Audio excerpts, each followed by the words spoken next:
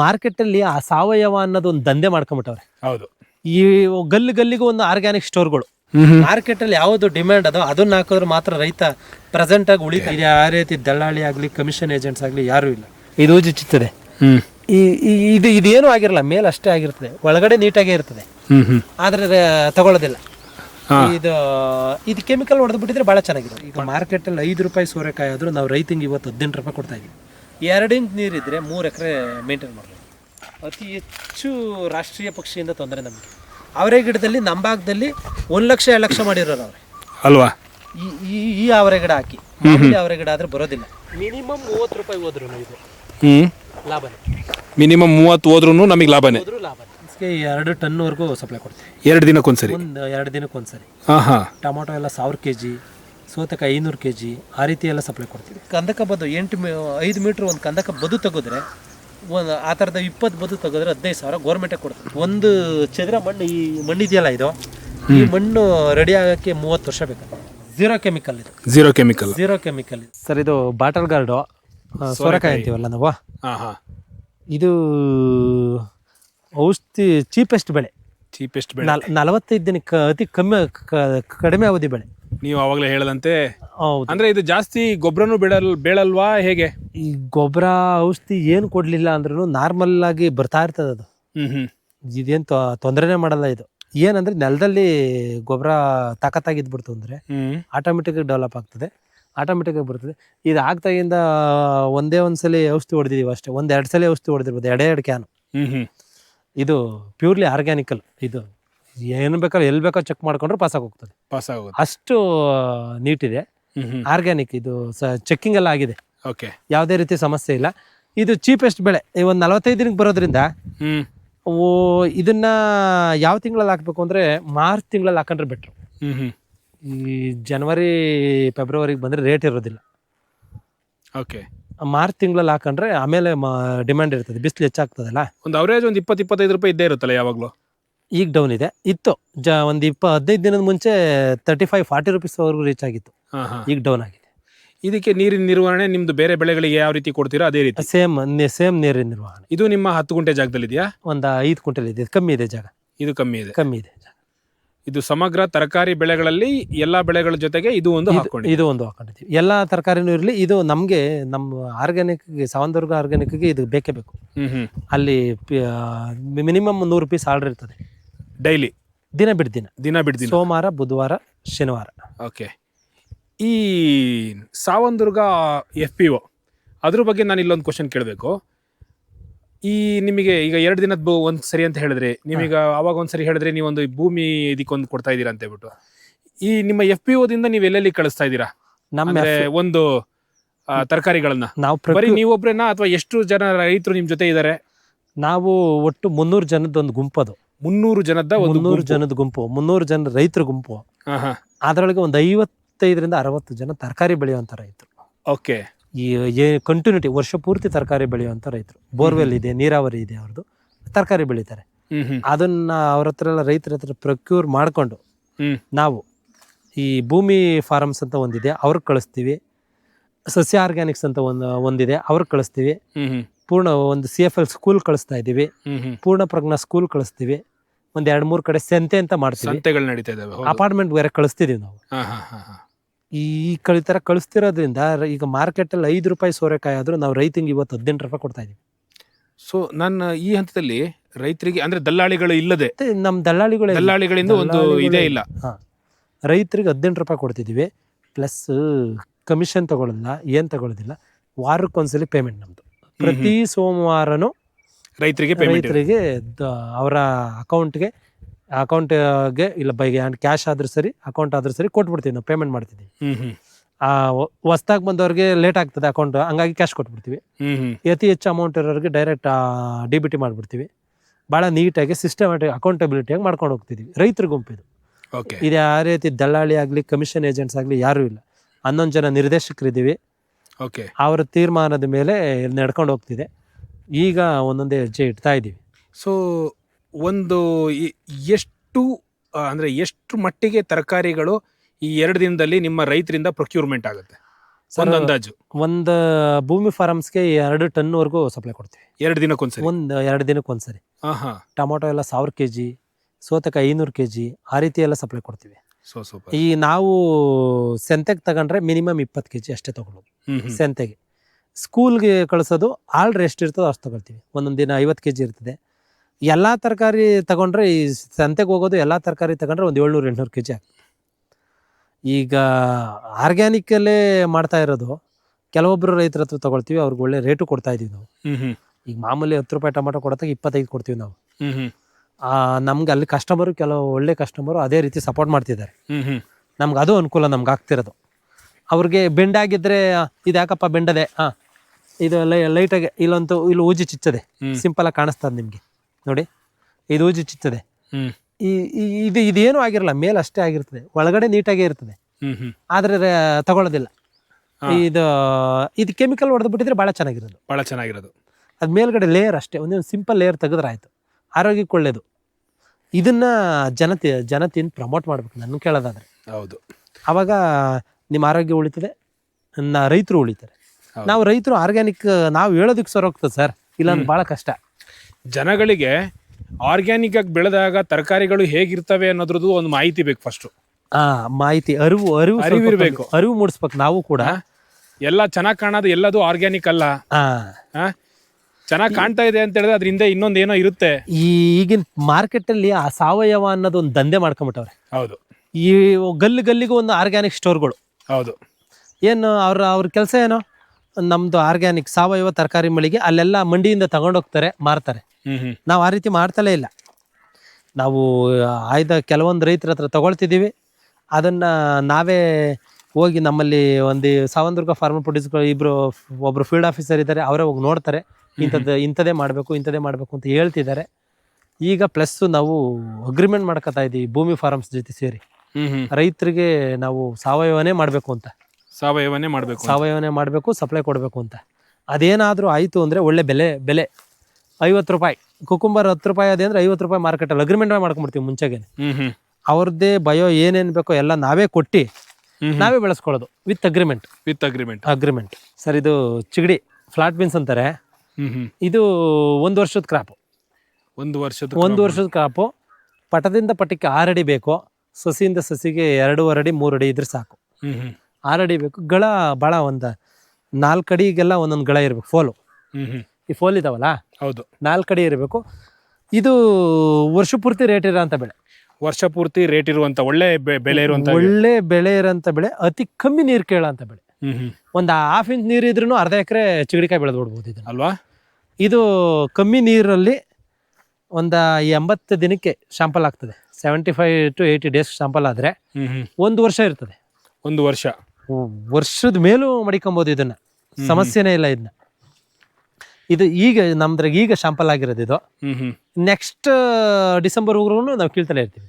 ಅಂದ್ರೆ ಆಲ್ಮೋಸ್ಟ್ 1 ವರ್ಷ 100% ಇರ್ತದೆ. 100% ಇರುತ್ತಲ್ಲ, 100% ಇರ್ತದೆ. ಇದು ಲಾಭದಾಯಕ ಬೆಳೆ. ಇದಕ್ಕೂ ಒಳ್ಳೆ ನಿಮಗೆ ಬೆಲೆ ಇದೆ ಅನ್ಸುತ್ತೆ. ಅದರೊಳಗೂ 3 ವೆರೈಟಿ ಬರ್ತದೆ. ಇದು ಪೈಪ್ ವೆರೈಟಿ. ಇದು ಇದೆಯಲ್ಲ, ತೋರಿಸ್ತೀನಿ ನಾನು ನಿಮಗೆ.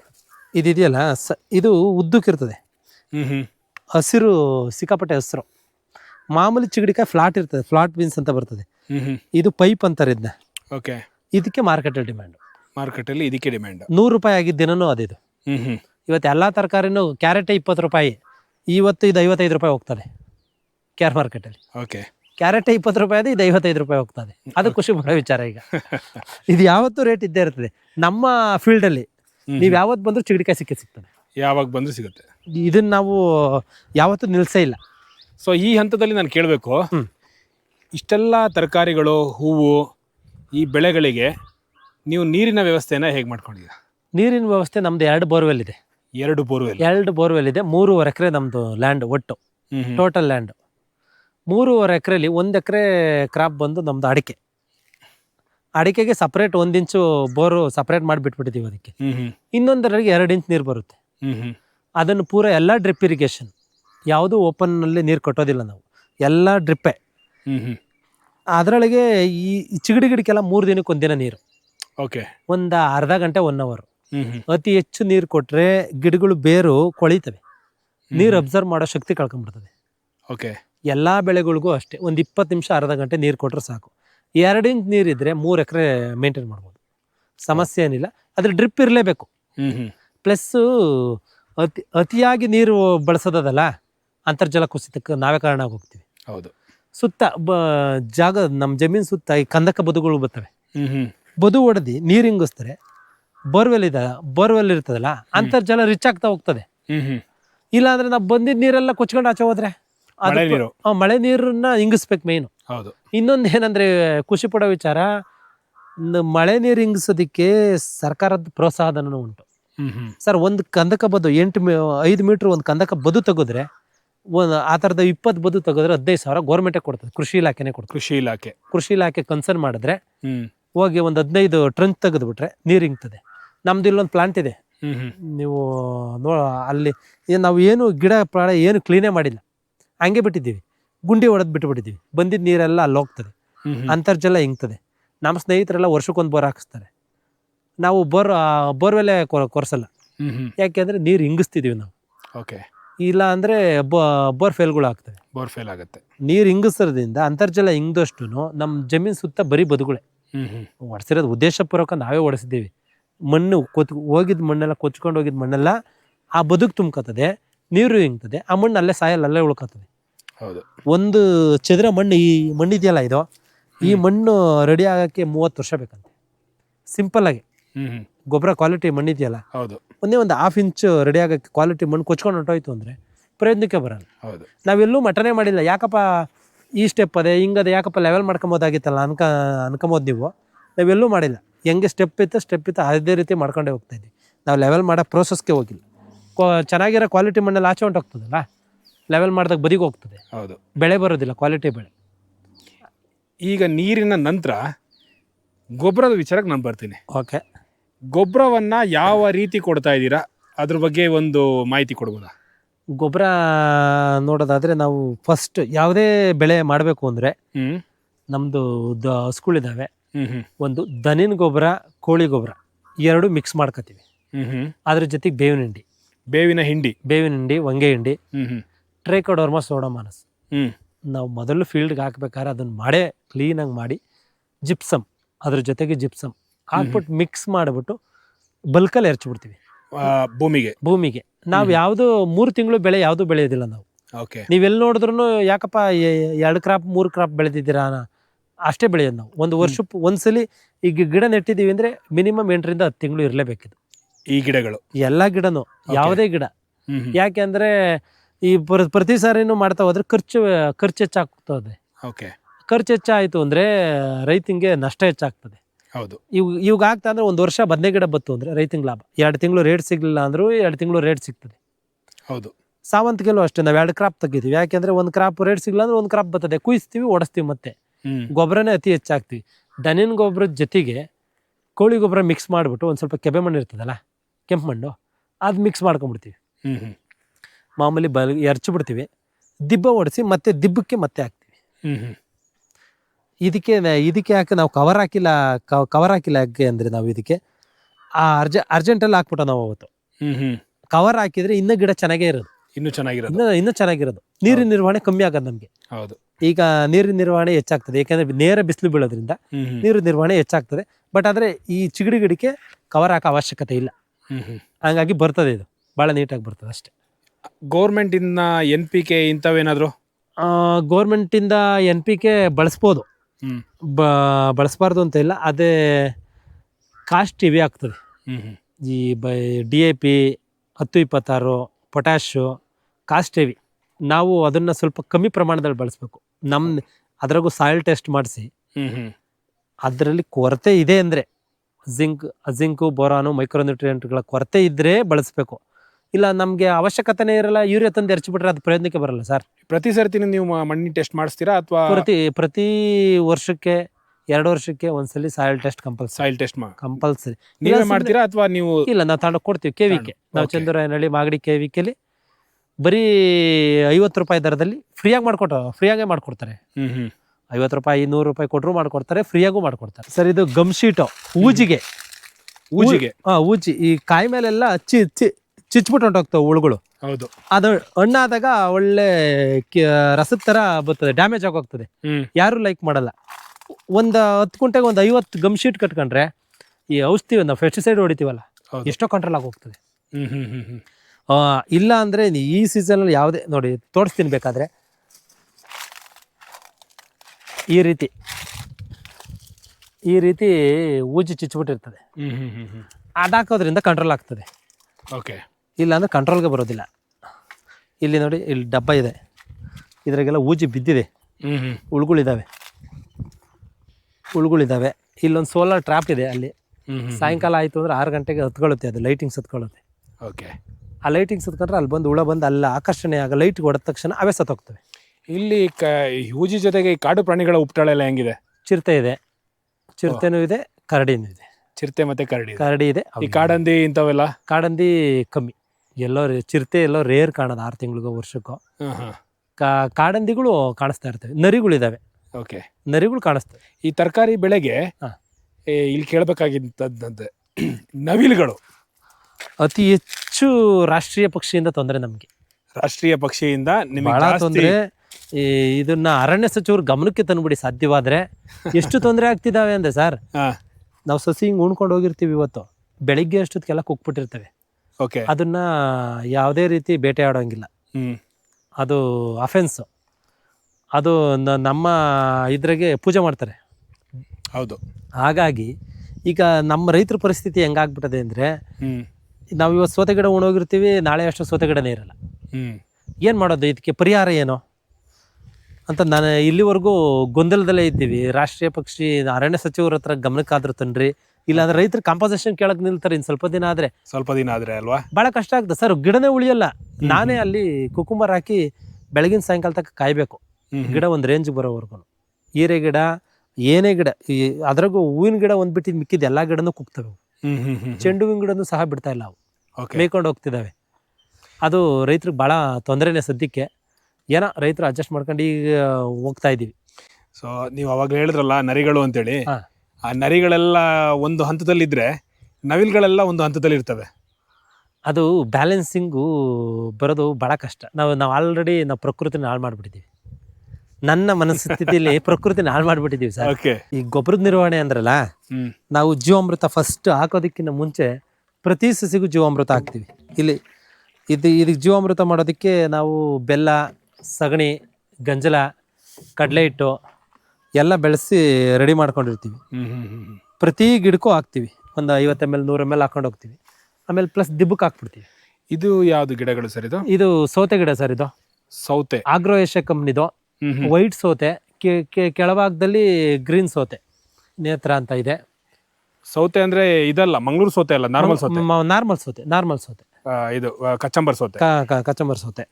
ಇಲ್ಲಿ ನಿಮ್ಮ ತೋಟಗಾರಿಕೆ ಬೆಳೆಗಳು ಇದು ಎಷ್ಟು, 1 ಎಕರೆ ಅಂತ ನೀವು ಹೇಳಿದ್ರಲ್ಲ ಸರ್? ಇದು 1 ಎಕರೆ. ನಾನು ಇದು ಸಮಗ್ರ ಕೃಷಿ ಮಾಡ್ಕೊಬೇಕು ಅನ್ನೋ ಒಂದು ಇದಕ್ಕೋಸ್ಕರನೇ ಮಾಡಿಕೊಂಡಿರೋದು. ಈ ಜಾಗ ಇದು ಮಾಡಲಾಗೆ ಮಾಡಿಕೊಂಡಿದ್ದೀನಿ ನಾನು, ನೀಟಾಗಿರ್ಲಿ ಅಂತ.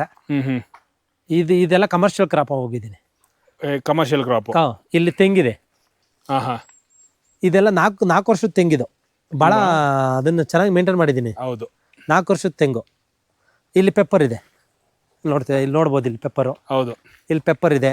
ಇಲ್ಲಿ ಮಲೇನ್ ಆಪಲ್ ಇದೆ, ಸೀಬೆ ಇದೆ. ಇಲ್ಲಿ ಪಕ್ಕದಲ್ಲಿ ನೇರಳೆ ಇದೆ.